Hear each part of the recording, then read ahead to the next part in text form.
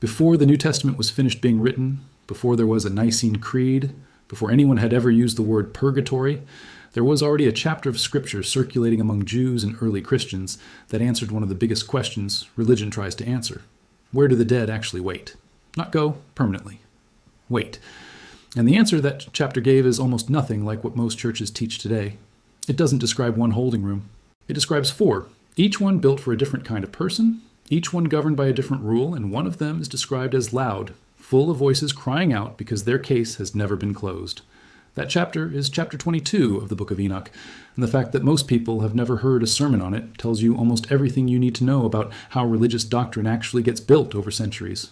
The Book of Enoch is not obscure to scholars. It's one of the most important Jewish texts to survive from the centuries before Christianity, written in stages, with most scholars dating the core material to somewhere between the 3rd and 1st centuries BCE. It was popular. Fragments of it were found among the Dead Sea Scrolls at Qumran, discovered in 1952, written in Aramaic and copied by the same community that preserved the biblical scrolls. That detail matters because it means Enoch wasn't a fringe text invented later and mistaken for something ancient. It was sitting in the same caves, copied by the same scribes, treated with the same care as the Book of Isaiah. And it didn't disappear from Christian memory either, at least not at first. The New Testament book of Jude quotes it directly, naming Enoch by name and citing his prophecy as authoritative. That's not a vague echo, it's a direct citation, sitting inside a book that made it into the Christian canon, citing a book that didn't. Early Christian writers noticed this and had to grapple with it. Tertullian, writing in North Africa around the turn of the 3rd century, defended the Book of Enoch as scripture specifically because of that citation in Jude. In his treatise on women's dress, of all places, he argues that if the book contains material relevant enough for an apostle to quote as prophecy, it can't simply be waved away as something outside the tradition. He acknowledges that Enoch wasn't part of the Jewish canon and that plenty of people already doubted it in his own time, but he pushes back anyway, treating it as legitimate scripture worth citing. Clement of Alexandria and Origen both used it too, less polemically, more as part of the intellectual furniture of early Christian thought. Origen, writing in the first half of the 3rd century, refers to Enoch in his own works, while also acknowledging, in at least one place, that its status was disputed among Christian communities. That's an important nuance. Origen wasn't presenting Enoch as beyond question. He was presenting it the way a working scholar today might cite a source that's useful and influential even while noting that not everyone accepts its authority. This is the part people miss when they imagine that a book like Enoch was some kind of secret, suppressed text. It wasn't secret. It was known, read, argued about, and used out in the open by named theologians for roughly 2 centuries in exactly the kind of ordinary theological back and forth that produced most of the settled positions Christianity eventually landed on. What eventually pushed it out wasn't a single dramatic event. It was a slow drift, the kind that happens when a text isn't in the Hebrew canon that most of the church came to treat as its base layer for the Old Testament, and isn't quite compatible with theological frameworks that hardened over time. The Council of Laodicea, held in Asia Minor around 363 or 364 CE, is often cited as the moment Enoch was formally excluded. Its 59th canon forbids the reading of uncanonical books in church. A following canon, the 60th, lists which books are approved, and Enoch isn't on it. But it's worth being precise here because this detail gets exaggerated a lot online. That 60th canon, the actual list of approved books, is considered by many textual scholars to be a later addition to the Council's records, not part of the original decree. It doesn't survive in a lot of the earliest manuscripts of the Council's canons. There is no surviving explanation in the Council's own records for why Enoch specifically was left off. No committee notes explaining that its account of the afterlife was too specific or competed with a doctrine still being formed. That would be a very satisfying detail if it existed. It doesn't. What we actually have is simpler and, honestly, more interesting.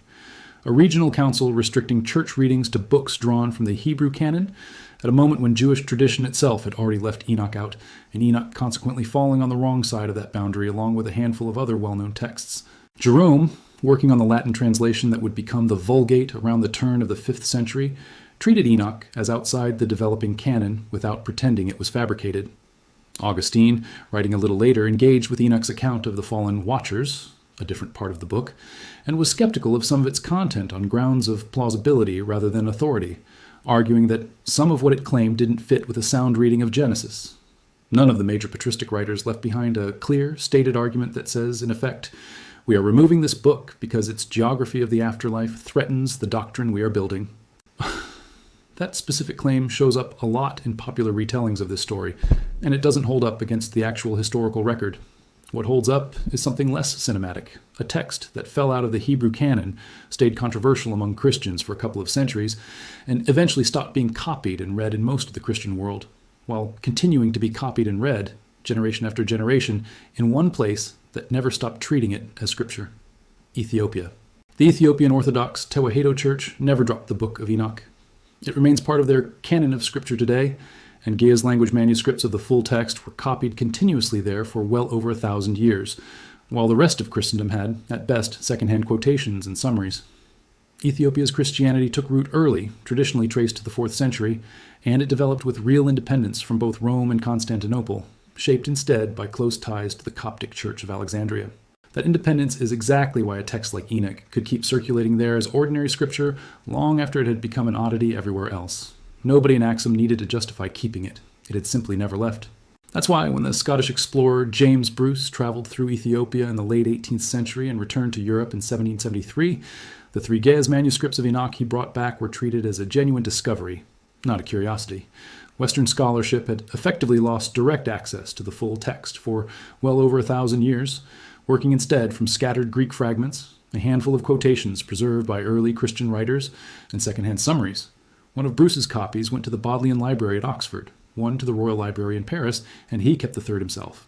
It took until 1821 for the first English translation, produced by Richard Lawrence, a Hebrew scholar at Oxford, to appear, and even that translation leaned on just one of the 3 available manuscripts. A more complete critical edition, comparing dozens of Ethiopic copies against each other, wouldn't come until R.H. Charles produced his scholarly edition at the start of the 20th century, and it took until the Qumran discoveries in the middle of the 20th century for scholars to confirm, with Aramaic fragments recovered from Cave 4 and dated to roughly the 2nd and 1st centuries BCE, that the Ethiopian text they'd been working from for over a century matched, in its core structure, material that predated Christianity itself. Those Aramaic fragments don't cover the whole book.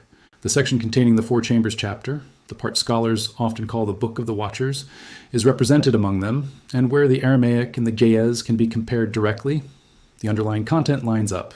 Different language, different continent, over 1,000 years of separate copying history, and still the same underlying architecture of the afterlife.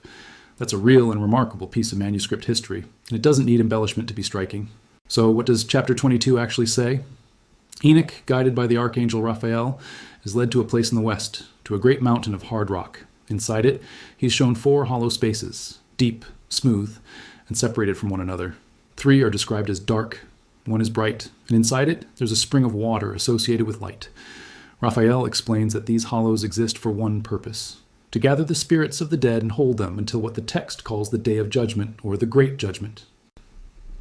This alone is worth sitting with, because it means the text isn't describing 4 permanent afterlife destinations. It's describing a holding system, a waiting period before something else happens. That's structurally closer to purgatory than people often assume, and it's worth being fair about that similarity before getting into the differences, because the differences are where this gets genuinely interesting. The first hollow, the bright one with the spring, is for the righteous. Their souls rest there. The text doesn't describe them undergoing any process of correction or purification. They are simply gathered, at peace, waiting for the appointed time. The second hollow is for sinners, specifically those who died and were buried without having faced judgment for their wrongdoing during their lifetime.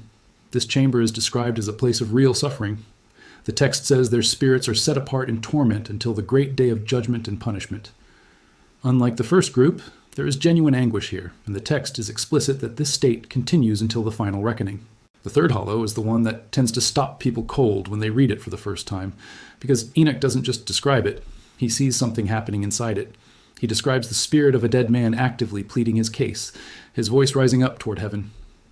When Enoch asks Raphael whose voice this is, the angel identifies it as the spirit of Abel, murdered by his brother Cain, and says that Abel's spirit will keep pleading against Cain's line until it is wiped out.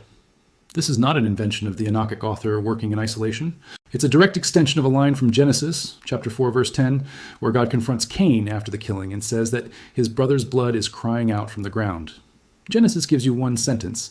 Enoch gives that sentence an address. It tells you where that crying blood physically goes and what happens to it while it waits. The third chamber, more broadly, is described as the place for those whose destruction is disclosed, whose deaths were unresolved wrongs, essentially those with an unanswered grievance against them. It's not framed as a court of law in the modern institutional sense. That reading is an interpretive extension rather than something the text spells out in those terms. But the underlying idea that unresolved violence leaves behind a spirit that is still actively making its case is right there on the page and doesn't need to be exaggerated to be powerful. The fourth hollow is for a different category of sinner entirely, those who were, in the text's words, complete in their transgression, fully given over to wrongdoing, companions of other sinners, without the pending grievance of the third group. And this is the detail that separates the fourth chamber from all the others. The text says their spirits will not be raised at the day of judgment at all. Not that they'll be raised and condemned, that they won't be raised. Their case, in effect, has already run its course. Whatever their fate is, it isn't pending. It's settled, and it's settled in a way that removes them from the process everyone else is still waiting for. It's worth pausing on how physical this whole scene is. Enoch doesn't receive a vision of abstract categories or a symbolic diagram. He's led, on foot, by a named angel to an actual mountain, and shown an interior he can describe the way you'd describe a building you walked through. Deep, wide, smooth to the point that the text specifically comments on how smooth the surfaces are, the kind of detail you include when you're trying to convince a reader that you saw a real place rather than a metaphor. Ancient apocalyptic literature does this constantly, translating enormous theological questions into architecture, into rooms and gates and measured distances, because a described space is easier to hold on to than an abstraction. Enoch 22 is one of the earliest and most fully developed examples of that technique, applied specifically to the question of where the dead go while they wait. Lay all four categories out together, and you get something structurally very different from the single condition doctrine that later became known as Purgatory. Enoch's afterlife isn't one waiting room with one kind of process happening inside it. It's a system with distinct legal and moral statuses. Rest without correction for the righteous. Active suffering, pending resolution for ordinary unpunished sinners. An unresolved grievance still being voiced for the murdered. And a closed case, no further hearing required, for the fully hardened. The unifying idea across all four isn't purification, it's pending status. Everyone in these chambers, except the fourth group, is waiting for a future event to change their condition. Nobody, in Enoch's version, is undergoing a cleansing fire while they wait. Purgatory, as the Roman Catholic Church eventually defined it, is a very different shape. It describes a single condition applicable to souls who died in a state of grace but who still carried what the tradition calls temporal punishment due to sin, not yet fully purified and therefore not yet ready for the full presence of God. The process involved is purification, often described using fire imagery, and it can, according to the developed doctrine, be shortened through the prayers, almsgiving, and intercession of the living. That's one condition, one process, one population. It isn't a description of a building with different wings for different kinds of the dead. It's a description of a single transitional state. It's also worth noting, briefly, that Enoch's four-chamber picture isn't the only compartmented afterlife surviving from this period of Jewish thought. A separate work known as Second Enoch, preserved mainly in Old Church Slavonic manuscripts and written later than the Ethiopic material, describes the seer being led through a series of heavenly and lower regions on his way toward the throne of God, again using the language of distinct holding places for different kinds of souls. It's a different composition from a different transmission history, and scholars date it and debate its origins separately from the Ethiopic text. But it points to the same broader pattern. This idea of a differentiated multi-room waiting place for the dead, rather than one undivided condition, was clearly circulating widely enough in the ancient Jewish and early Christian world to surface more than once in more than one language in more than one book. This doctrine of purgatory didn't appear all at once, and it isn't something the Catholic Church claims comes directly, in fully formed language, from a single Bible verse. The Catholic Church itself has always grounded it primarily in apostolic tradition, developed and clarified over time, rather than pointing to one explicit proof text. The strongest scriptural anchor usually cited is a passage from 2 Maccabees, chapter 12, where Judas Maccabeus takes up a collection to have sacrifices offered on behalf of soldiers who had died so that they might be released from their sin. That passage shows an early Jewish practice of praying and making atonement for the dead, which is a real and important precedent, but it doesn't describe chambers, doesn't name categories, and doesn't describe a purifying fire. The fuller doctrine took shape gradually. Augustine, in the early 5th century, entertained the idea that some souls might pass through a kind of purifying fire after death, though he treated it cautiously, as a possibility rather than settled teaching. Gregory the Great, writing around the end of the 6th century, developed the idea further and helped popularize the language of a purgatorial fire. It took several more centuries for this to be organized into a formal systematic teaching. Peter Lombard, in his sentences, compiled around the middle of the 12th century, is often credited with helping crystallize purgatory as a distinct theological category that later scholastic theologians, including Thomas Aquinas, would build on directly. The Second Council of Lyon, in 1274, affirmed the existence of a place of purification after death in an official conciliar statement, and the Council of Florence, in 1439, restated it. It wasn't given its fullest and most detailed dogmatic definition until the Council of Trent, in the mid-16th century, convened partly in direct response to the Protestant reformers, who had rejected purgatory outright as unsupported by Scripture. Martin Luther's objections to the doctrine, tied closely to his objections to the sale of indulgences, were among the sparks of the Reformation itself, and Trent's detailed restatement of purgatory in the 1560s was, in large part, a direct answer to that challenge. It's a useful reminder that this doctrine wasn't finalized in a vacuum. It reached its most precise form under theological pressure, centuries after Enoch had already dropped out of the conversation almost everywhere in the Christian world. So here's the honest shape of the history, without embellishment. Roughly 1,000 years separate the world that first read Enoch's 4 chambers and the world that finalized the single-condition doctrine of purgatory at Trent. In between, Enoch dropped out of most of the Christian world's active canon, while a different, simpler picture of the afterlife slowly accumulated support through scattered scriptural hints, patristic speculation, popular devotional practice, and eventually systematic theology. It would be an overstatement to claim that the medieval church was consciously replacing Enoch's account, sitting down with the text and deliberately building a competing doctrine to bury it. There's no evidence of that kind of direct confrontation. What actually happened is quieter and, in its own way, more revealing. A text that had once been read, quoted, and defended by name simply stopped being part of the conversation in most of Christendom, and the theological space it used to occupy got filled in over centuries by a different set of ideas, built without much reference to what it had said. What makes this worth thinking about isn't a hidden conspiracy.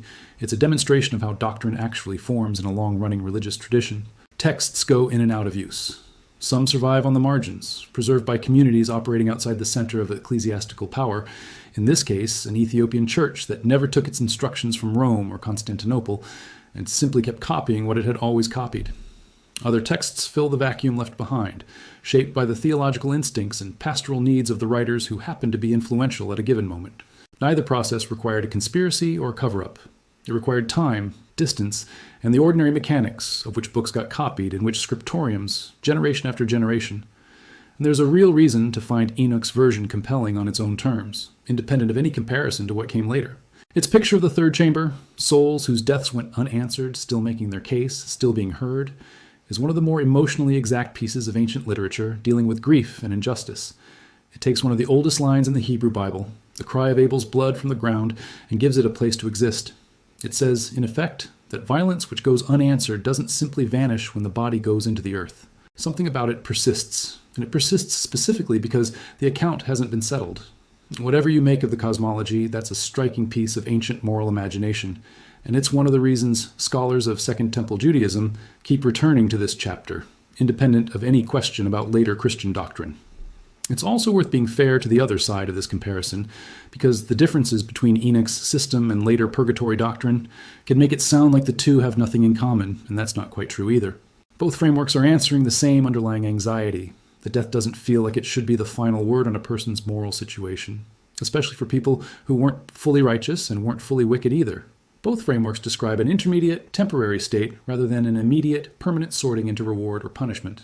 And both frameworks assume that what happens to the living, whether that's Judas Maccabeus offering sacrifices for fallen soldiers or a medieval Christian having masses said for a deceased relative, can matter for the condition of the dead. Enoch's version ties that connection to unresolved justice, particularly in the case of murder victims whose killers haven't faced consequences. The later Christian version ties it to intercessory prayer, shortening a process of purification. Different mechanisms, same basic intuition that the boundary between the living and the dead isn't as sealed as it might first appear. The bigger takeaway, if there is one, isn't that the church hid something dark from its followers. It's that religious doctrine is not handed down complete and unchanging from the first century to today. It's assembled, revised, and reassembled by real people, working with the texts available to them under the constraints of their own moment over the course of centuries. The Book of Enoch's account of the afterlife is one of the clearest surviving examples of a road not taken, a fully realized alternative that early Christians actually knew and, in some cases, actively defended. before it drifted out of use almost everywhere, except a church in the highlands of East Africa that simply never let it go. It sat there, copied faithfully for well over a millennium, while an entirely different picture of the afterlife took shape without it. And now that the two accounts can finally be read side by side, the honest response isn't to declare one a forgery and the other the truth. It's to notice how differently the same fundamental question, where do the dead wait, can be answered, and how much of what any tradition eventually settles on depends on which texts happen to survive and where. If you found this history as interesting as I did digging into it, there's a lot more in this same territory: the Dead Sea Scrolls, the other books that didn't make the biblical canon, the slow formation of Christian doctrine over the first several centuries. Subscribe if you want more of these deep dives into the texts that shaped, and sometimes didn't shape, the traditions we've inherited, and drop a comment with which lost or excluded text you'd want covered next. I read everyone.